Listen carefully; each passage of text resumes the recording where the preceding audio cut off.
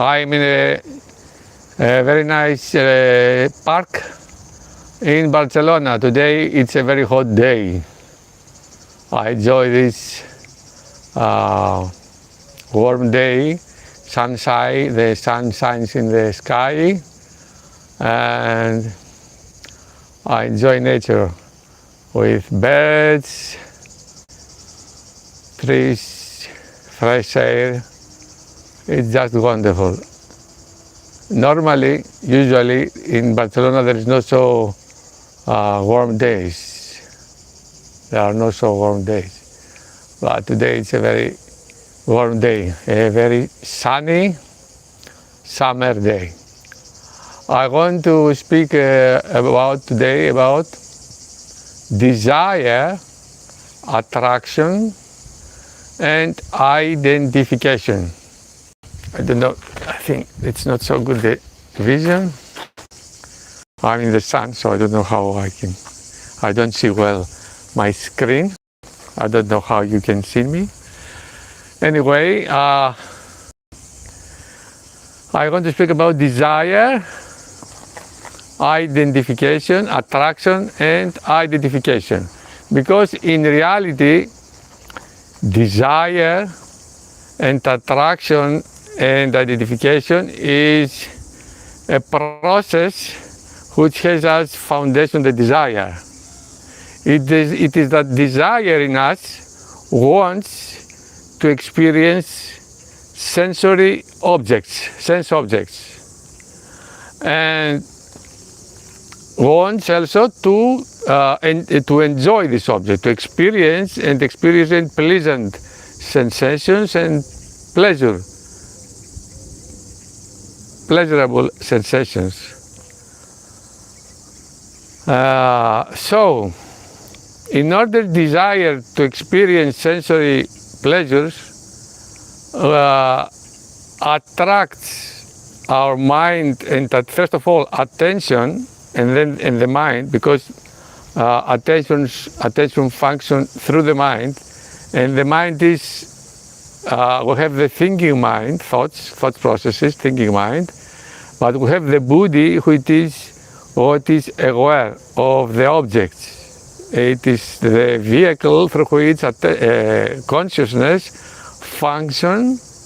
functions as attention. So, and this happens almost constantly. It's not normally when we speak about desires, we think about some great desire, a desire for a house, for a relationship, for money. No, desire is something that functions in our psyche moment to moment.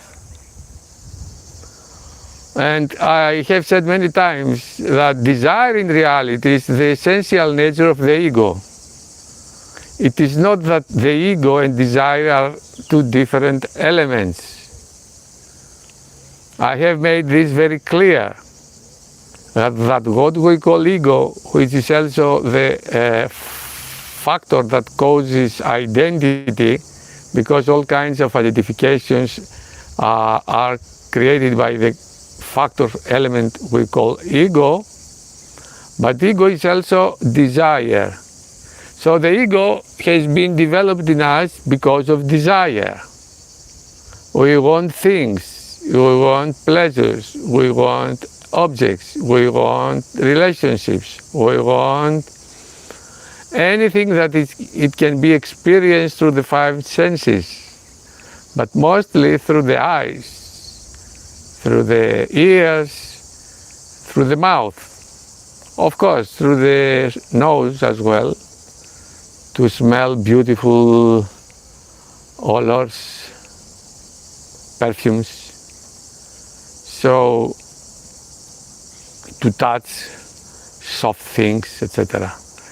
But mostly our pleasures are experienced through eyes, ears, and the mouth. So, without desire, the attention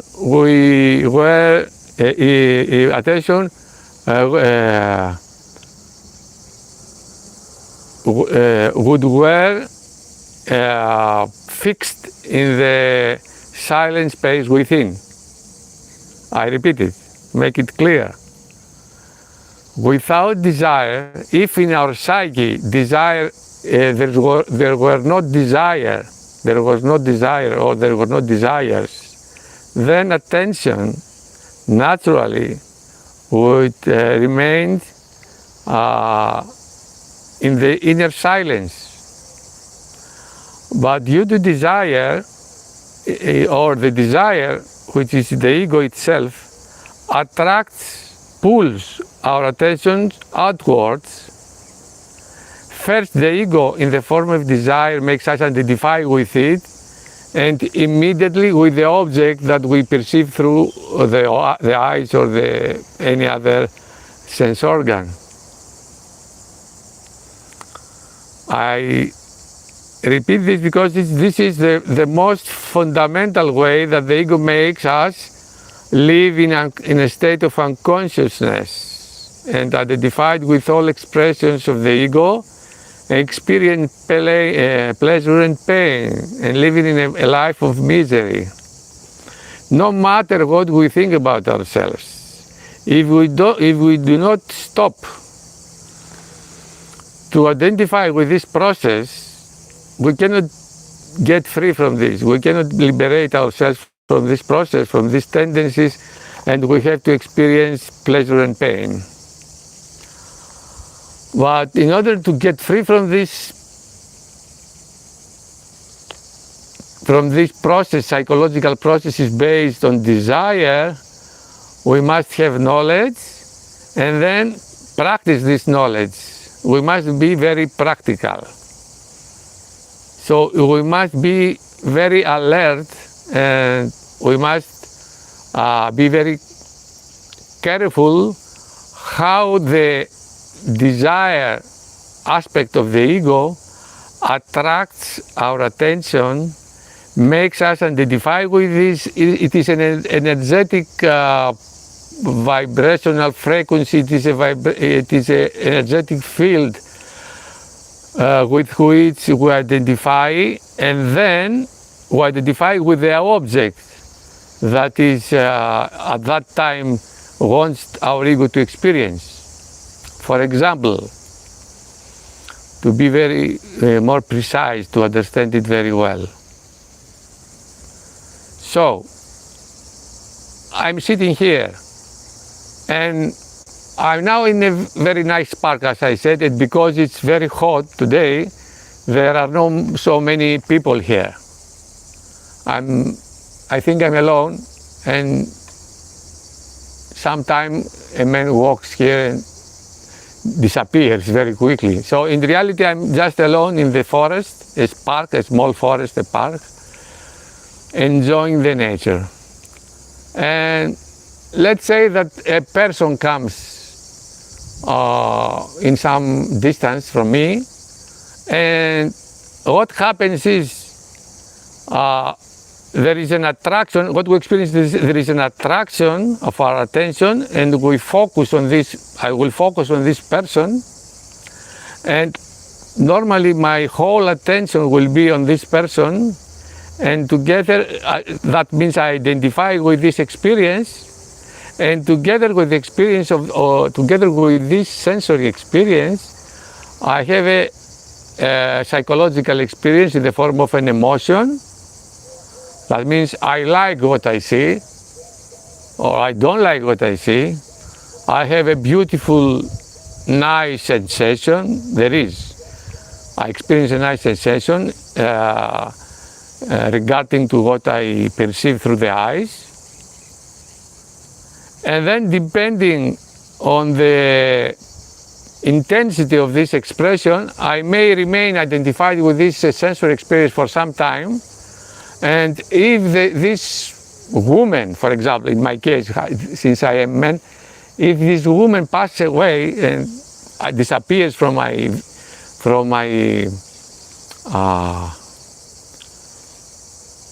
vision, then it is possible to make some more thoughts about her, what a nice girl, what a nice woman, etc. That means I continue identifying with this sensory experience and the thoughts that my ego creates in relation concerning this experience, and then these thoughts will normally will subside, and other thoughts will arise in my mind and will play the game. This is the normal situation of human beings. That is a state of waking dream state. That means although we are not asleep in our beds, we are in a state of consciousness which like dream-like state. Everything that arises in our experience, in our everything that appears in our eyes, or everything we may hear with our ears, attracts our attention, and immediately we identify with this sensory experience, and we experience some emotional state first of all, and then there is a commentary, a mental commentary. It is possible there is only to be only an emotional reaction without any mental commentary, depending on the situation and the experience, what is the object of our experience. So we must be very aware of this process of attraction, identification, and reaction. There are three elements, three psychological elements. Attraction, of course there is an object, sensory object. There is attraction, identification, and reaction, emotional, mental reaction. These three happen in the twinkle of an eye. It's not something that happens very slowly as I explain it now. In order to explain something that happens in the twinkle of an eye, in a millisecond, we need to say a lot of things. But as an experience, it happens very quickly. That's why most of the time, the worldly people, all the time, almost all the time, are at the mercy of these processes. They are always attached and identified with the sensory experience and and the reactions that their mind creates in their mind at the emotional and mental levels. And what we call spiritual life is to become aware of these processes and little by little to get a distance, to stop identifying ourselves with these processes and maintain our attention and mind in conscious contact with the inner silence, with the inner space of consciousness, which is unattached and unaffected of what is happening in our psyche, in our mind and intellect, and of what is happening in the outer world. And that's why it is very important and necessary to be alert, very alert, attentive and vigilant, and maintain as much as we can a deep contact, conscious contact with the inner silence. In this state, we are in a position which enables us to notice this attraction, this movement of attraction towards something in the very beginning of this manifestation of the attraction. And we are in a position to avoid identifying ourselves with this attraction, which is a kind of vital psychic energy. The ego, the fundamental aspect of ego, it is an energetic, vital, psychic, vital field of energy. It is energy, psychic energy. It's not a thought. Unfortunately, most of the teachers, even very famous teachers in the world, say that it is the I thought, which is not the case. If it were the ego, just a thought, it would be very easy to get rid of this and get liberation. But the ego in reality is a psychic field of energy, and essentially, as I said before, is desire. And it's this aspect of ego, as the desire aspect of the ego, that creates this attraction towards objects. Because the ego, as I said, which is essentially desire, wants to experience sensory objects. It wants pleasures. This is its nature. It's not something strange. As the nature of sun is to create light and warm, the nature of the ego is to create attraction and have desires to experience sensory objects. This is its nature. It's not something strange or something, I don't know. Everything in life has a nature. The nature of the mouth is to speak and to eat and to have tastes, to experience salty food or sweet foods or any food. The nature of the eyes is to see. The nature of the ego, especially of the lower Rajasota-tamasic ego, is to experience pleasures. And how can this ego, lower ego, can experience pleasures? By attracting, by pulling in reality our attention from the inner silence, which is the origin and the, how to say, the source, the origin, the source of attention is this inner silence.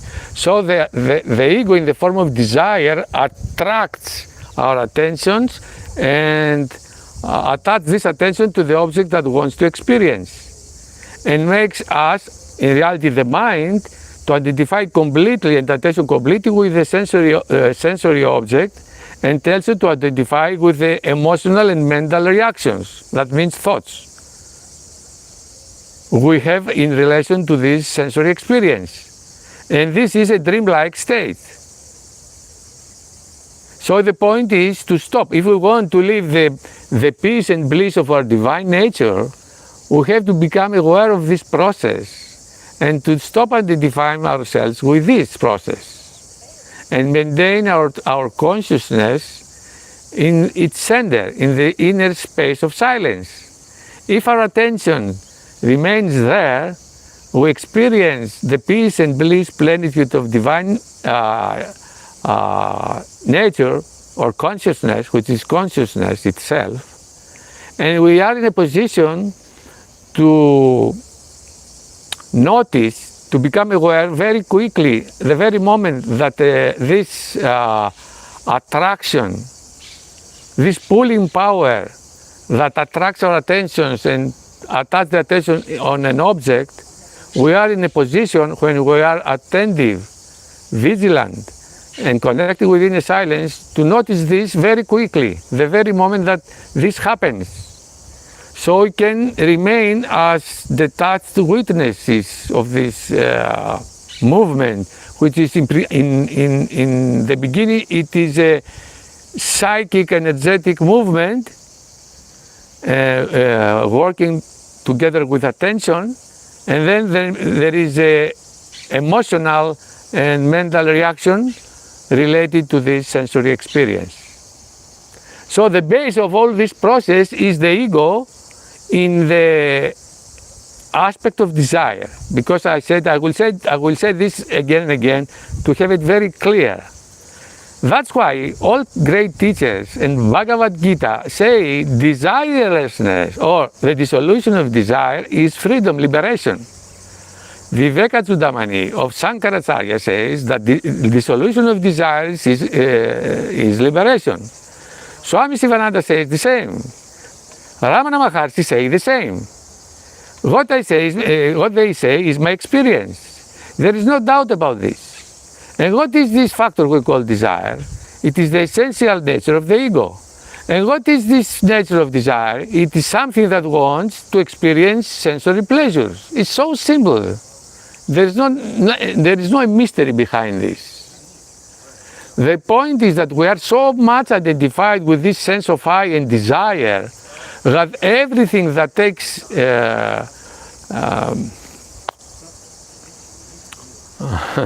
everything that happens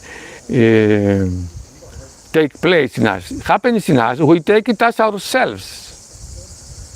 So instead of being aware that what is happening is something that happens and I am the witness of this happening, or the observer, we take that I want this, I like this.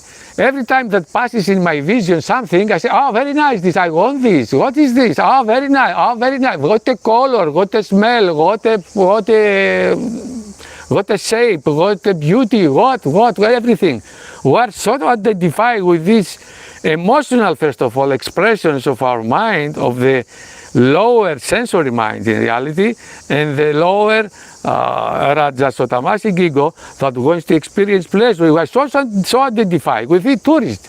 If you come here in Barcelona, the tourists have these mobile cell phones, and all the time take photos.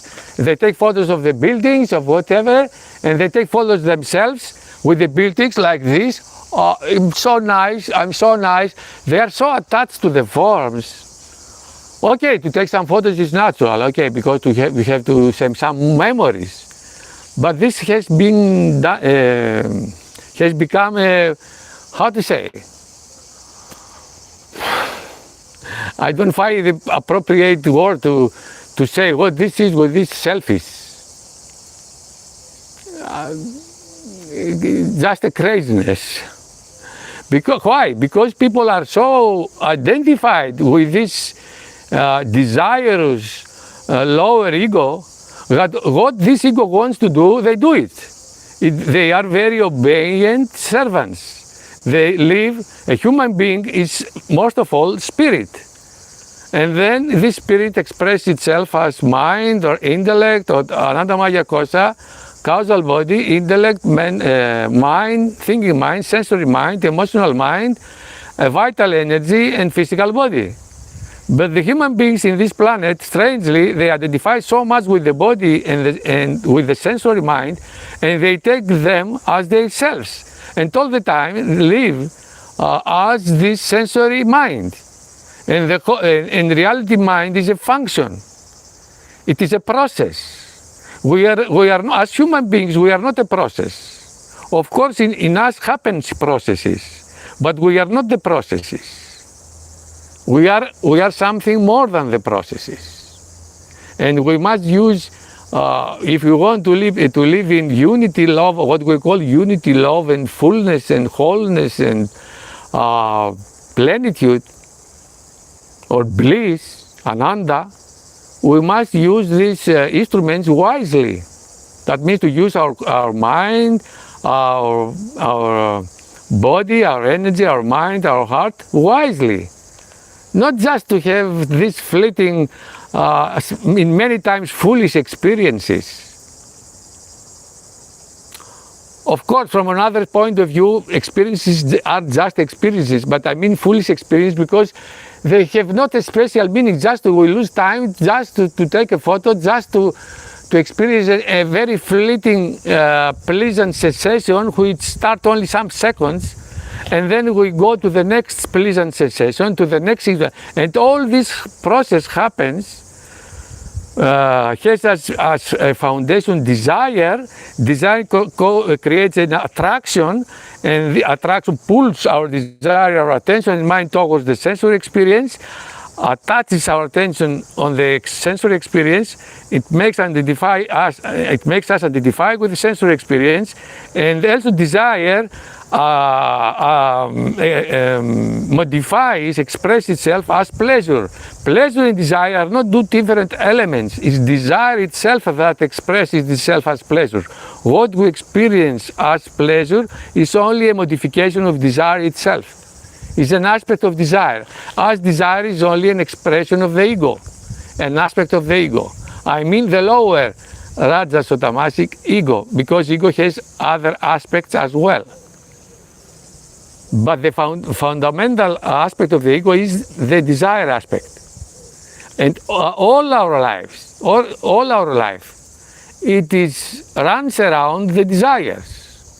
What we call life is only the fulfillment of desires. And what we call pain is that we haven't achieved to satisfy our desires. They can be very small, very little desires.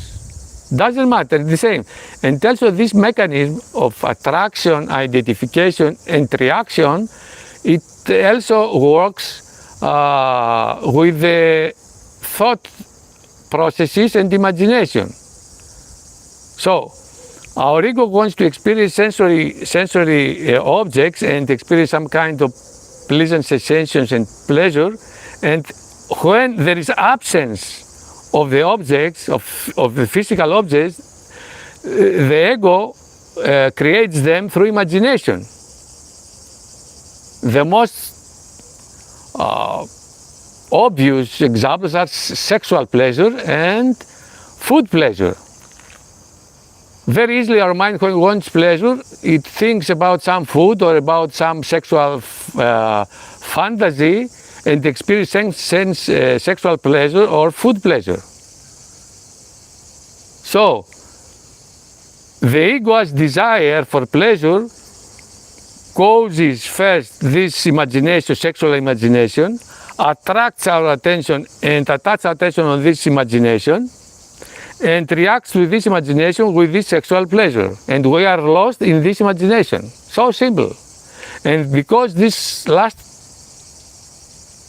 the aspect of the ego, this desire for sexual pleasure is so strong in us, it's so difficult to get rid of these sexual fantasies and thoughts and thinking.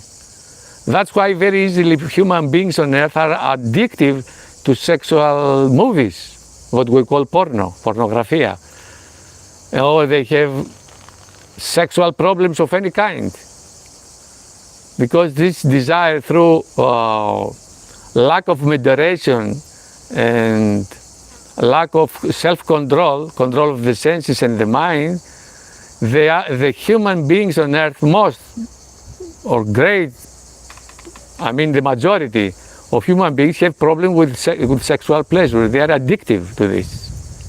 And their life runs around this fundamental instinctive pleasure, which in reality is a very small part of our life. And instead of being only a small part of our life, has taken the center of our life. And this is not what I say, only me. This is what says Yogananda Paramahansa, Yogananda, Swami Sivananda, Paramahansa Ramakrishna, and other sages. Swami Sivananda. Unfortunately, this instinctive function has become the center of our lives. And food pleasure as well. These two fundamental pleasures have become the center of our life. And when there is, we have a little free time, if they are satisfied, then we have a little time to engage ourselves in another action. But in reality, we suffer because of them. We are so identified with them, and we take them as ourselves. I want this, I want that, I like this, I like that, I don't like this, I don't want that. This is a function of the lower mind and lower ego, of the sensory mind and the lower emotional mind and the ego.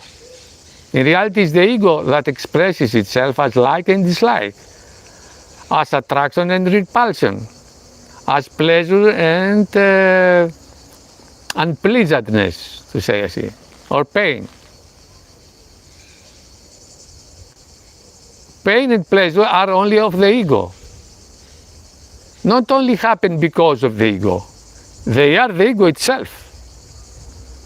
I mean the vital emotional ego. Because as I said, ego has a mental part and an intellectual part. So when I say there is an expression of the ego, I refer to the emotional, vital emotional ego.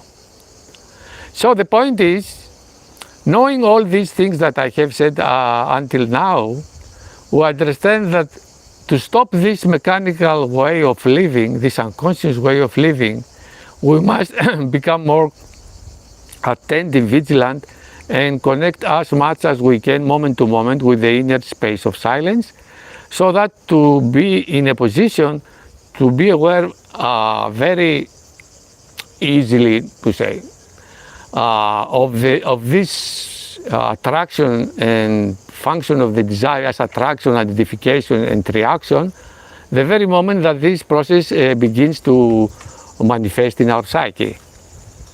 That means that there is the object, and immediately there is a pulling power that attracts our attention towards this sensory experience.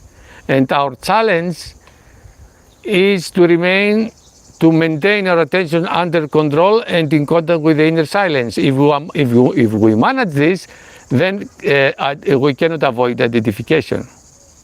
And although part of our attention can go outwards and experience the object, this will be very weak, and also the reaction will be very weak, and we are also in a position to not identify ourselves with the reaction. So this is the whole process of spirituality. Spirituality, as Swami Sivananda said, is two things: detachment, attachment. These two words, Swami Sivananda said this, not me. And I can say that this is truth. This is true. Detachment from the sensory experiences and psychological reactions, and attachment in the, to the inner silent. So simple. And all other things we do is to become capable to maintain this self-awareness. Self-awareness means to be aware of this inner silence, and avoid identification or stop identification with the sensory experience and the psychological reaction. This is all. And through this continuous practice, we manage to dissolve little by little the egoistic tendencies, and most of all the form of desire. Because if desire is all kind of tendencies, what we call selfish and egoistic tendencies, are only expressions of desire. The whole problem of our life, I mean, the whole misery and suffering we experience is because of desire. And desire is insatiable. It never satisfies, it's satisfied. It wants more and more.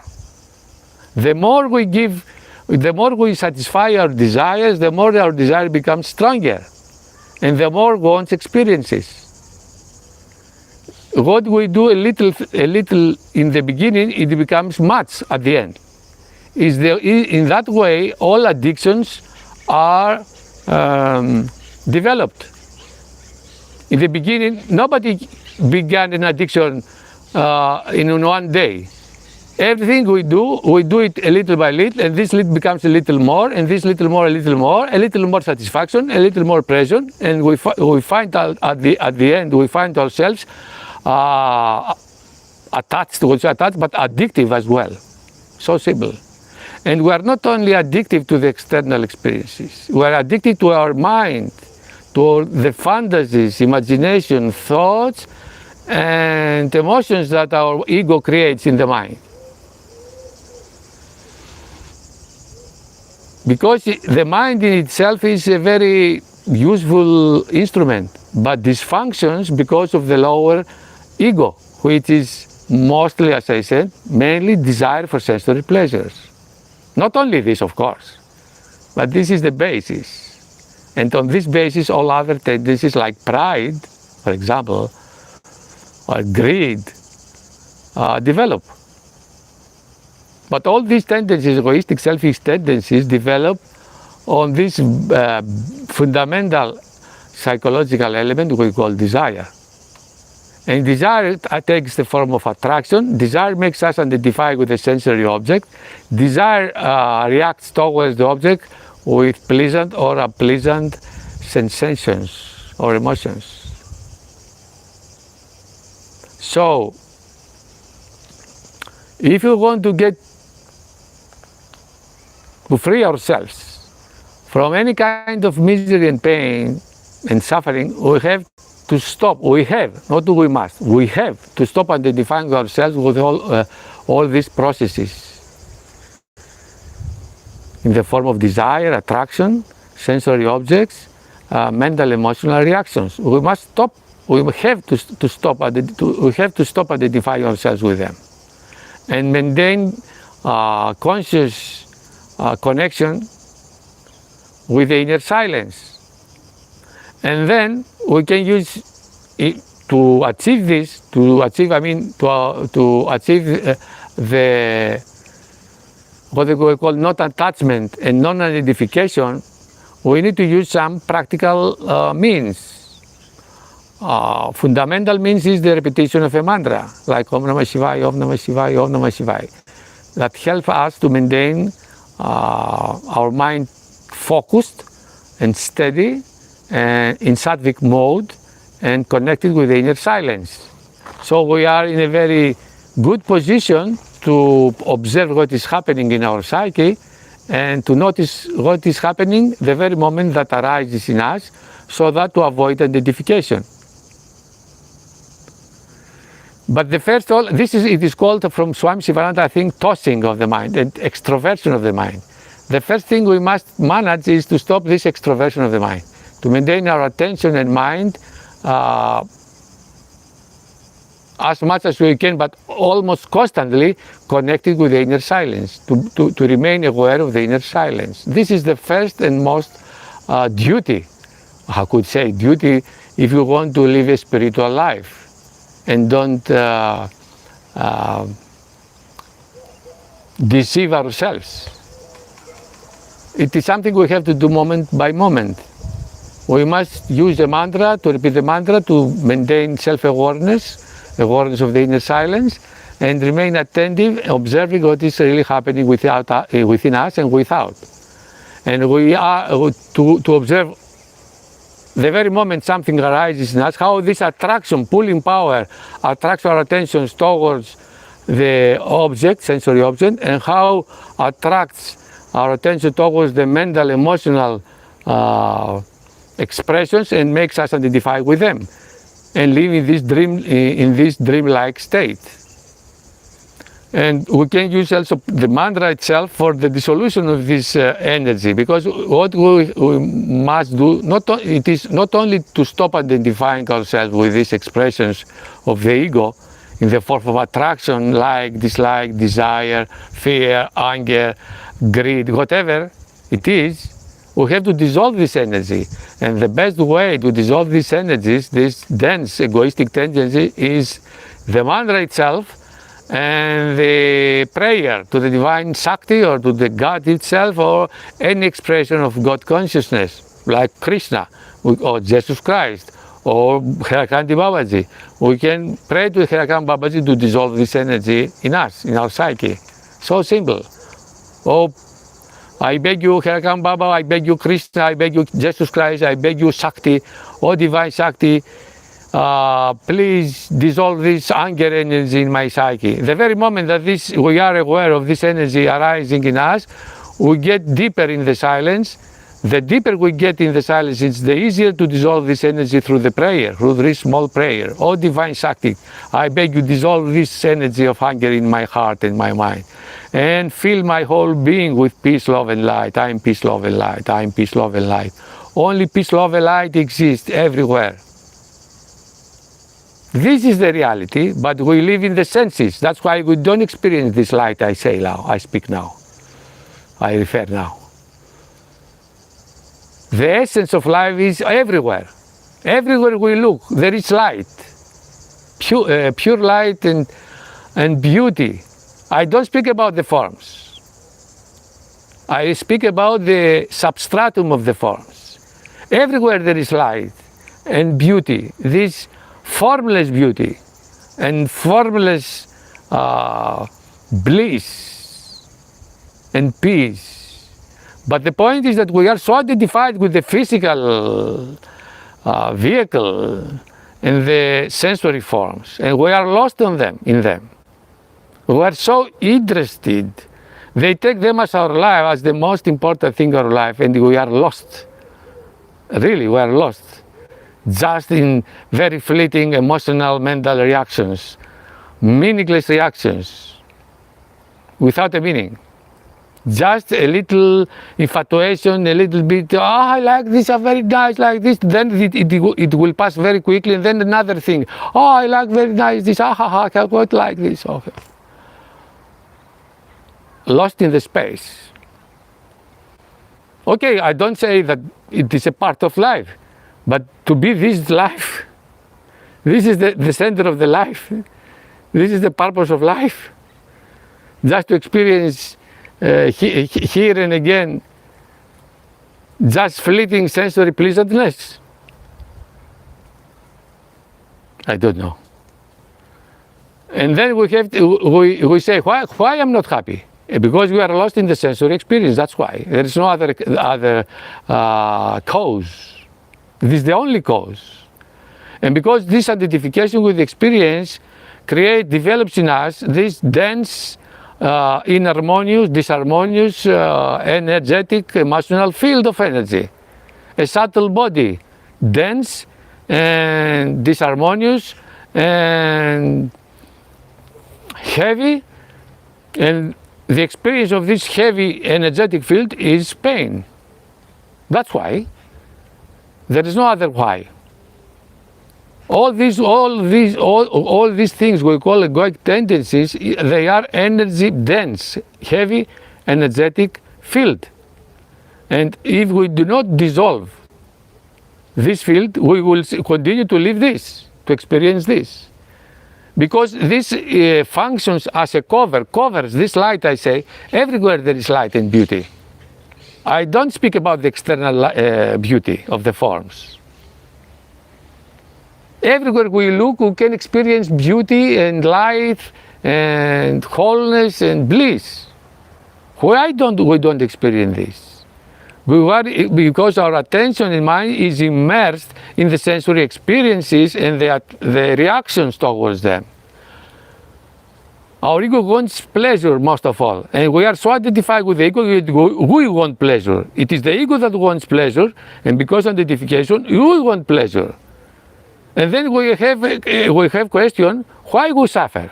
Because you want pleasure, because you identify with this element which is called desire for pleasure. That's why. There is no other why. Nothing and no one is responsible for our unhappiness and suffering. It is what we carry in ourselves, that is the egoic tendencies and all these desires and programming related to desires and egoic tendencies. This is the only cause of our suffering, which has been developed in us through an unconscious way of living. Okay, you can say, okay, since I was unconscious, I didn't have any opportunity not to develop this. Okay, I agree. If for some reason we don't know, we was living in an unconscious way, that's why we have developed these tendencies. But now has come the time to stop this process, this unconscious process, and become conscious beings, if we want. Life doesn't want to make us to do this process of what called spiritual life and spiritual awakening with violence. That's why life is freedom. Although us, we are freedom, as consciousness, we are freedom itself, our mind lives in bondage because of desires, and especially desire for pleasures and success as well. And success gives us some kind of pleasure. We enjoy success. It's not so only an event, external event. When we succeed on something, in something, we enjoy it. That's why we want to succeed. What kind of joy? Many kinds. We feel that we are the very best. We feel a pleasant sensation. We feel more secure. We feel more special. Any kind of pleasant or pleasurable feeling. We don't do something just for success. Success results to some pleasurable experience or happiness, and we enjoy it. Pleasant, pleasurable, joy, happiness. We don't do things only for the things themselves, because we take something from this, from the very thing we do. And this something is mostly of emotional nature, in the form of pleasure, pleasantness, joy, happiness. All these are emotional energy of low or high vibrational frequency, but it's emotional reaction, and our life is mostly emotional. But the problem is that this lower ego uses all these instruments for experiencing only this basic instinctive pleasure of sex, of food, of drinks, like a machine, dreamlike state. And how works all this thing? Desire is the foundation, attraction, identification, reaction. And we are lost in this experience, in the sensory experience, and into the mental emotional reactions. And what is needed to do is to stop this identification, to stop identifying with this whole process and remain as observers. How can do this? By maintaining conscious contact with the inner silence. How can achieve this? By using a mantra, Om Namah Shivaya, Om Namah Shivaya, by using an affirmation of our true self, consciousness I am, Atman I am, Om Atman, Om consciousness, Om, Om, Om. I am Atman, I am Atman, Om Atman, Om Atman, Om Namah Shivaya, Om Namah Shivaya, whatever. Because they have a very high vibrational frequency that maintains our mind in a sattvic mode, concentrated, steady, clear, and this enables us to maintain more fast, more easy connection with the inner silence. And in that state of conscious connection with inner silence and attentiveness, we can avoid identification with the attraction. First of all happens an attraction. You have to stop identifying with this attraction and be aware of this attraction itself. Then to stop identification with the object, and then it's a way to say it. This may happen in the twinkle of an eye. But the first reaction is this attractiveness, this pulling power that the desire, the ego as desire exerts on us in our mind, so that to make us identify with the object and identify with the reaction towards the object, with this pleasant or unpleasant reaction. And we live in this dreamlike state. So by maintaining connection with the silence, the very moment that this attraction pulling power starts to get in play, we are aware of it, and then we maintain this distance, so we are not it. The problem is that most of the time we become it. We become this attraction. We become this sense of I, and identify with the sensory object. We say, oh, very nice. Oh, so when we say very nice, we feel something, an emotion, a pleasant or pleasurable emotion. Oh, very nice. I like this. Oh, I want to see it again. I want to come again in Barcelona because Barcelona has very nice. Oh, very nice, very nice, I don't know, very nice streets, very nice buildings. Oh, I want to see. We are so deluded by the experiences. It's not bad to enjoy the forms, but the point is that we are so identified with them and we find meaning in them. So that's why we attach to them and we want to repeat again and again the same. I want to repeat again sexual pleasure, food pleasure, again sexual pleasure, food pleasure, vision pleasure, to see football, to see tennis, to see this, to see that, to go for tourism all over the world, again and again, like a machine. And we are never satisfied. We can never find satisfaction and wholeness and fullness in sensory experiences. We only waste our energy. For a while they work and we experience a little bit joy, this is true, but then they take all our energy because we identify with them, and identification makes us lose very much energy. And when we remain connected with the inner silence, we don't lose so much energy. Most of the energy leaks out through the senses and through the mental emotional reactions, but we don't understand this. We take it that it's okay, what is the problem with it? Okay, from another point of view, there is nothing. There is no problem at all. What is happening in life is just to experience pleasure or pain. So if you like pain, you can continue as before. Living in attachment, addiction, and identification. That's all. Enjoy and accept pain and suffering and misery. It is inevitable, unavoidable. We cannot avoid suffering if we live like this in attachment, identification, and addiction. Okay, if you like this, it's okay. I have no any objection. Freedom, I respect freedom of all beings. But I say what will happen.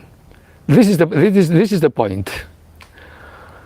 It's like to say, okay, I like to put my hand in the fire. Okay, you are free to do it. But if you put the hand in the fire, you will be burned.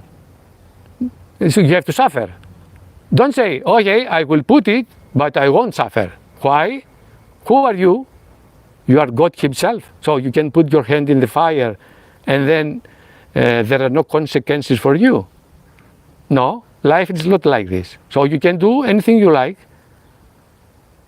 But in my experience, and what I speak mostly is my experience, I use some things from great teachers like Sivananda Babaji, or just to say that this also say the same. It's not something that I invent in my mind. So in my experience, I have the experience that the sensory experience didn't make me happy. After 30 years of, in my 30s, I was in a state of miserable life. Although my external life, it was good, well. But I didn't feel neither content, neither in love, neither in plenitude, nothing. A miserable way of living.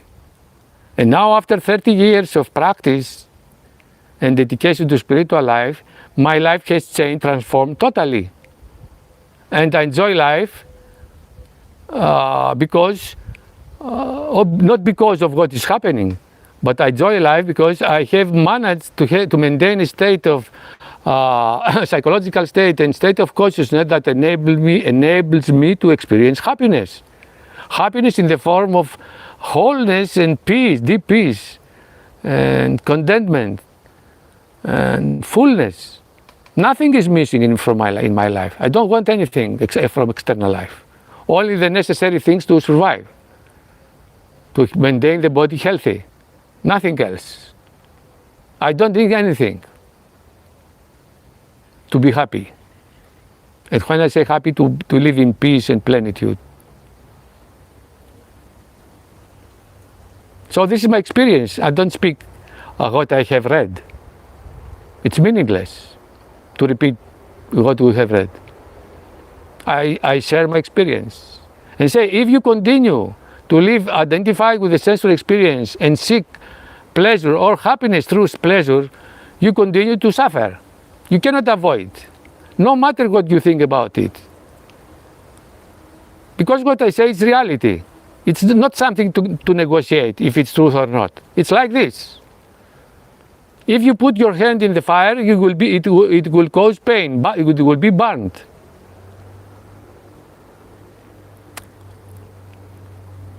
If you cut your head with the knife, will get out blood. There is cause and effect. It's like this. If you continue to live a sensory life, you will continue to experience suffering and misery. There is no way out of this.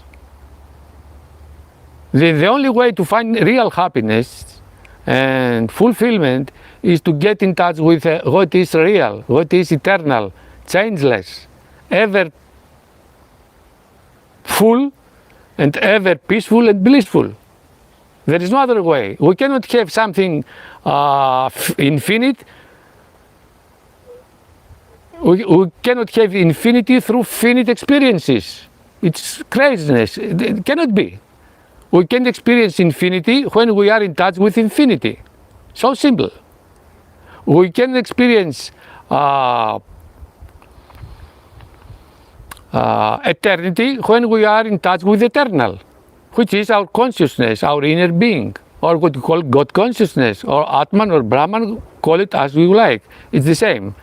I don't know what is this in me. There is a space in me, a silent space, which is full and whole and peaceful and blissful. And nothing is missing there. Life is complete as it is. So simple.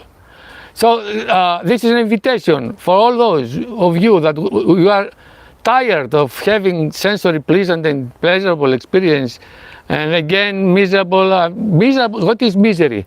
Boredom. Something is missing. I don't feel okay. I need something to experience to feel okay. My well-being depends on this or that, on what the others say about me, what the others think about me. To have a very nice meal in Seychelles, in an island, or whatever.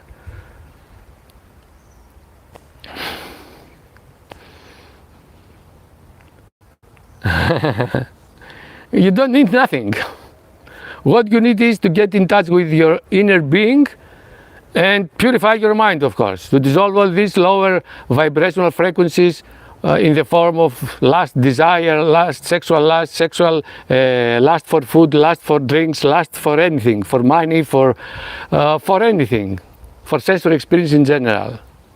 If you if you purify your mind, eliminate all these elements in your psyche, you are free to enjoy life as it is, without needing anything external to be added, so that to be happy and whole and peaceful, and to love everything. Love is not an emotional state. Love is a state of being, and it's something that reflects on the Anandamaya Kosha. So when we are totally immersed in this bigness, and our mind has become silent, totally silent, we experience this, what I say. But to experience this clearly and fully, our energy field must be purified. That means also that parts of this energy field must be eliminated. All tendencies must be eliminated from our psyche. There is no other way. It is the only way to freedom, peace, plenitude, and wholeness. This is what I wanted to share with you. Remember that desire, that the whole process and the whole, functioning that maintain us in this dreamlike state and pain and suffering is desire. Desire is only the essential nerve of the ego. The desire functions as a pulling power that attracts our attention and mind and attaches them on the sensory experience. And the whole attention is in the external experience, and also to the emotional mental reaction. We identify with the sensory experience and the emotional mental reaction, and we live in this dreamlike state. And we experience pleasant or unpleasant sensations and emotions. And because of this way of living, we develop all these other kind of tendencies that cause suffering: fear, hatred, anger, all the all the branches, because anger had many branches: annoyance, resentment, wrath, anger, what else? All these are forms of anger. And fear has anxiety, agony, preoccupations, worries. All this is fear. Insecurity, all these are fears. And fears and all these emotions are based on this desire. Because desire makes us identify with the physical body and live as a physical body. And then all other tendencies develop in our psyche. So remember, the only way to freedom is to stop identifying ourselves with this element we call desire, which can be a very desire to take the phone and see pictures, my Facebook, desire to talk with a friend, desire, everything is desire. There is no other way, other element. And everything we do in our life is based on desire. Some desires are neutral, but most are not. Anyway, even if desire is neutral, we must stop identifying with this. We can do this, but remaining as witnesses of this play, even if the desire and the action are neutral. Also, this is necessary to stop identifying with neutral desires and mental and emotional processes. For example, we experience joy. We must avoid identification. We must see, we find ourselves as a witness of this joy. Because we are the witness consciousness. We are not the mind that experiences joy. So we can experience this joy, but at the same time remain as witnesses of this joy. Not lose ourselves in this joy. Not to be the important element, because it's something fleeting, even if it is something positive. Don't lose yourselves in fleeting experiences, even though they are positive. This is my experience. You can do as you like. I don't say you have to do this. You have to do this if you want to get free from any misery. That's all.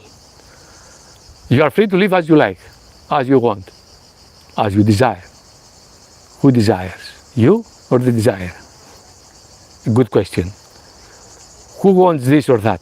Me or something in me? What is more important to me? Fleeting sensory experiences of fleeting pleasures and enjoyments, or infinite peace and bliss? What is more important in my life? This is something you have to answer through deep contemplation and meditation to find to this critical question of life. What is most important in my life? So I wish you a very nice afternoon. Here we are now at noon. I think it is about 2 o'clock, something like this. I don't know. I cannot see my cell phone. What is the time? And I wish you a very nice time where we are. I wish you peace, love, and light in your heart. I wish you to practice a little bit more. In reality, I wish you to strengthen your practice and live more and more from your divine essence and experience freedom and peace and plenitude, and experience less and less the misery that the egoic self creates in us. Namaste. The light of consciousness is always here and now, and only here and now we can do this work, inner work. Then it's only now, not yesterday, not tomorrow, not next time, next minute. We live only in this timeless now. And we can only now experience what we really are, and we can only now do our best to stop identifying ourselves with what prevents us from experiencing the peace and bliss we are here and now. Namaste. Bye-bye.